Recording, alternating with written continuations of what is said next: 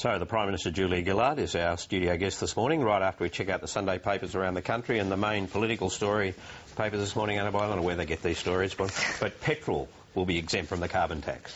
Look, Barry, nothing about this cowardly announcement today changes the fact that this is a great big new tax... Oh, sorry, power of the chair. Right.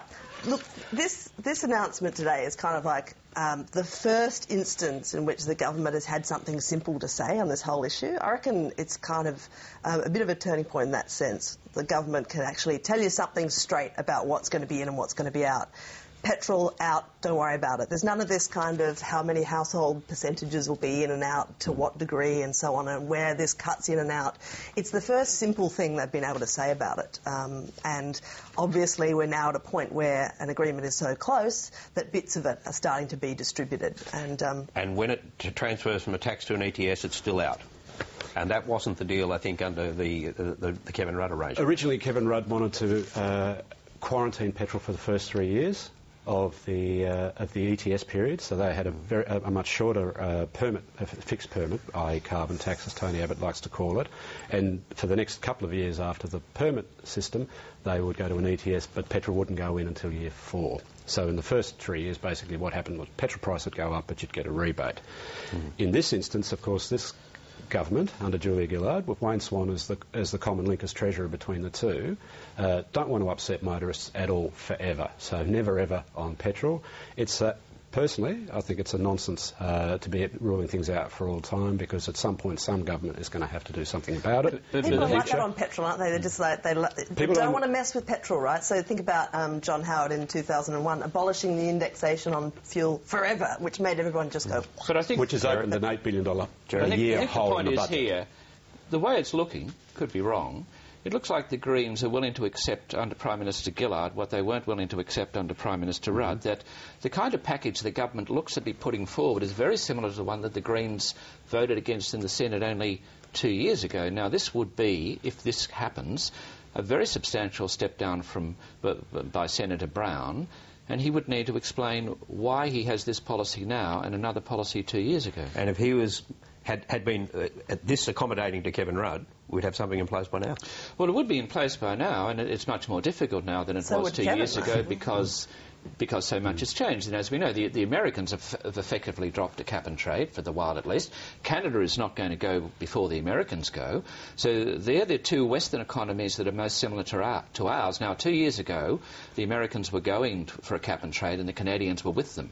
So Bob Brown's got a lot of explaining to do if these leaks coming out are correct. Oh, I'm sure they're correct.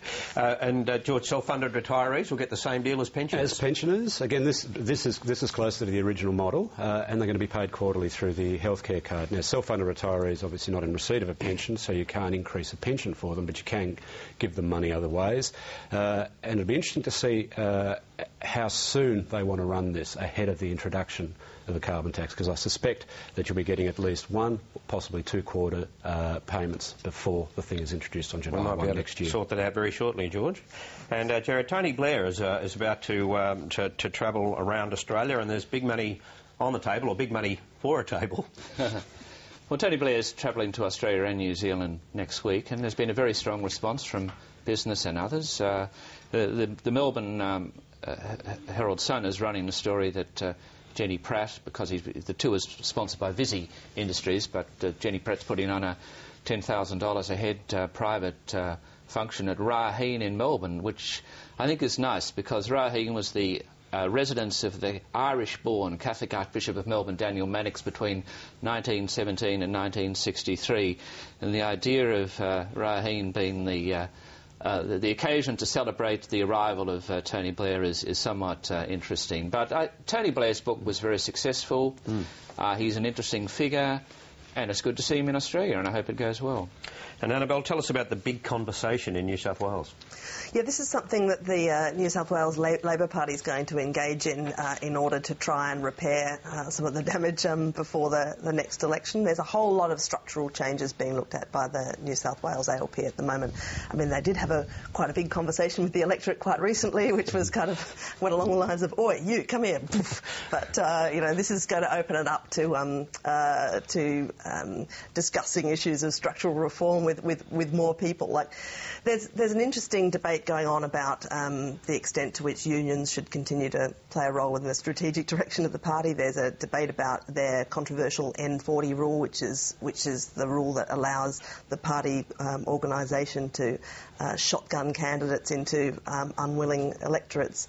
This is becoming a bit of a wrestle between the left and right factions, as much of this stuff does. But everybody's invited, apparently, if you're still interested, to have a discussion about these matters. No, that's wrong. A conversation. We're all into the cliches. These days, always a conversation.